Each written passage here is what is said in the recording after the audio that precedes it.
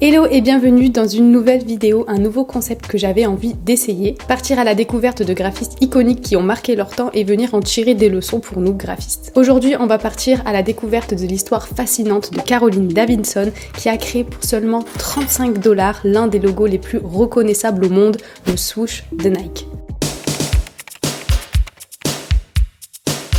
William J. Bowerman, plus connu sous le nom de Bill, entraîneur d'athlétisme, et Phil Knight, étudiant en première année de licence et coureur de fond, se sont rencontrés pour la première fois en 1957 à l'université d'Oregon. En 1962, c'est Phil Knight qui a l'idée audacieuse d'importer des chaussures japonaises pour les vendre aux États-Unis. Il fonde alors Blue Ribbon Sports, l'ancêtre de Nike. Je vous passe les détails parce qu'on n'est pas vraiment là pour parler d'eux, mais en gros ils se sont vite retrouvés au bord de la faillite et à plusieurs reprises, puisque à l'époque, voilà, le monde de la course à pied, les chaussures de running, etc., c'était pas encore très populaire aux États-Unis. Ils ont eu du mal à trouver leur place sur le marché et à trouver leur public. Voici à quoi ressemblait le tout premier logo de Nike. Vous l'aurez compris, ça s'appelait encore Blue Ribbon Sports à l'époque, et donc le logo se composait des initiales BRC entrelacées. Et c'est en 1971, presque 10 ans après, que Phil Knight et son équipe comprennent qu'ils ont besoin de créer leur propre marque pour venir se démarquer, et c'est ainsi que naît Nike, inspiré de la déesse grecque de la victoire, Nike. Ils ont donc changé le nom de l'entreprise Blue Ribbon Sports pour Nike, et ils vont donc avoir besoin d'un nouveau logo pour accompagner ce nouveau nom de marque. Phil Knight rencontre Caroline Davidson, qui n'a que 28 ans à l'époque, à l'université de Portland. Elle est étudiante en graphic design alors que lui enseigne la comptabilité. Nike à l'époque n'avait pas beaucoup de moyens et Caroline, elle, cherchait un moyen de se faire un petit peu d'argent pour payer ses cours de peinture à l'huile. Phil lui propose donc 2 $ de l'heure pour concevoir le logo de Nike. Et devinez quoi ? Elle a accepté. 2 $ de l'heure.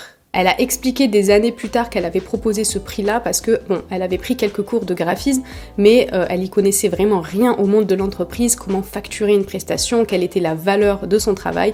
Petit syndrome de l'imposteur pour Caroline parce qu'elle jugeait que c'était le prix que valait son travail.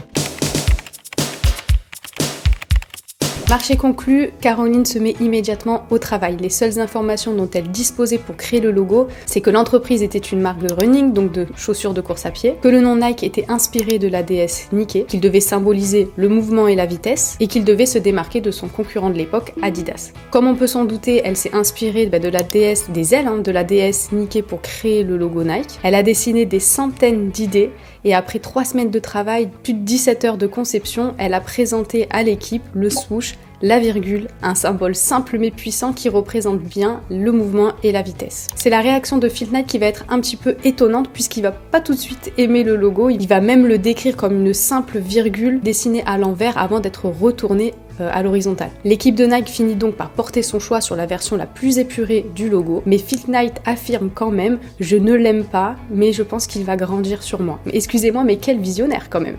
Il a payé 38 $ pour faire un logo à une étudiante, mais en tout cas il lui a fait 100% confiance, il a fait 100% confiance à sa graphiste, puisque même s'il l'aimait pas, il arrivait quand même à comprendre sa vision et à se projeter dans ce logo et à se dire c'est pas grave, il va grandir sur moi, il va évoluer, je vais finir par l'adopter.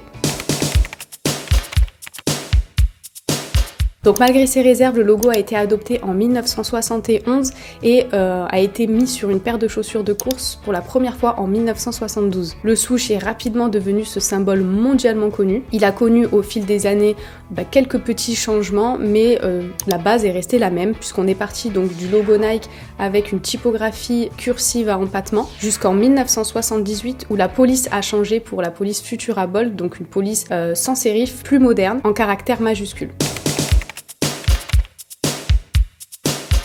Bon, et Caroline dans tout ça, qu'est-ce qu'elle est devenue ? Est-ce qu'elle a véritablement touché que 35 $ pour créer ce logo ? Quid des droits d'auteur ? C'est vraiment ces questions qui m'ont inspiré cette vidéo parce que je me suis dit, avec une entreprise qui génère autant de chiffre d'affaires, un logo qui a été autant surexploité, si elle avait en fait fait payer des cessions de droits d'auteur, elle pourrait limite vivre que de ça aujourd'hui. Eh bien pas vraiment. Et à la question, est-ce que Caroline Davidson touche des royalties sur sa création ? La réponse est non.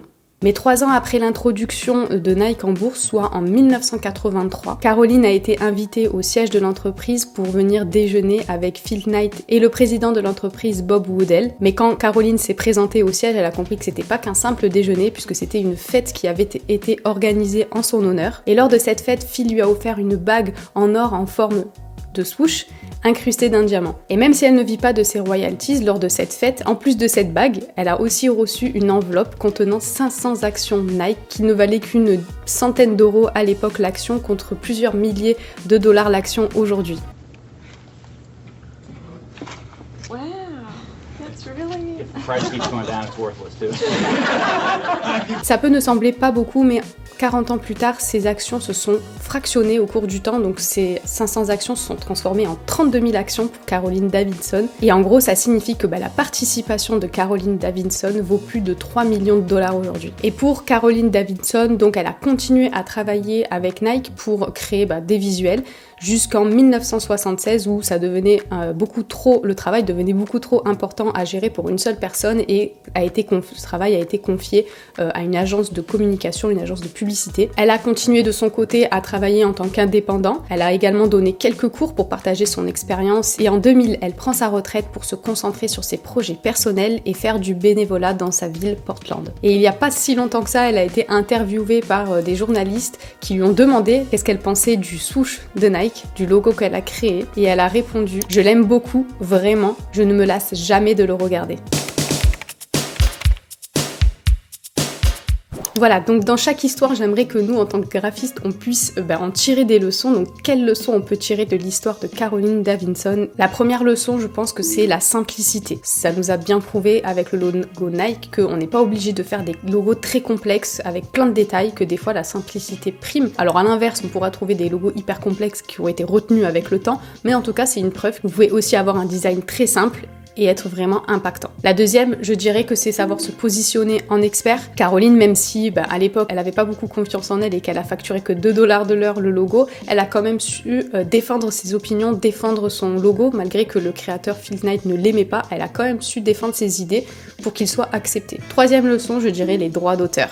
Caroline, elle a eu de la chance de tomber sur Phil Knight qui a compris l'impact qu'avait eu le swoosh sur la marque Nike, et donc en lui cédant ces actions-là, qu'elle puisse continuer à en vivre grâce à cette création-là, mais il aurait pu ne pas le faire et rien ne l'obligeait à le faire, alors que si elle avait signé une cession de droits d'auteur, potentiellement elle aurait pu faire évoluer sa cession au fur et à mesure que Nike aurait pris de l'ampleur et potentiellement pouvoir en vivre grâce aux royalties qu'elle aurait touché dessus. Donc petit reminder, protégez toujours vos créations au cas où, limitez-les dans le temps, limitez leur portée, c'est important. Et voilà, c'est tout pour l'histoire de Caroline Davidson, la graphiste à l'origine d'un des logos les plus connus de notre époque. J'espère que cette histoire vous aura inspiré autant qu'à moi. Si vous avez aimé la vidéo, n'hésitez pas à la liker, n'hésitez pas à vous abonner. N'hésitez pas aussi à me dire en commentaire quel logo, quel graphiste vous aimeriez que je vienne étudier dans un prochain épisode. Sur ce, je vous dis à la semaine prochaine pour une nouvelle vidéo. Bye!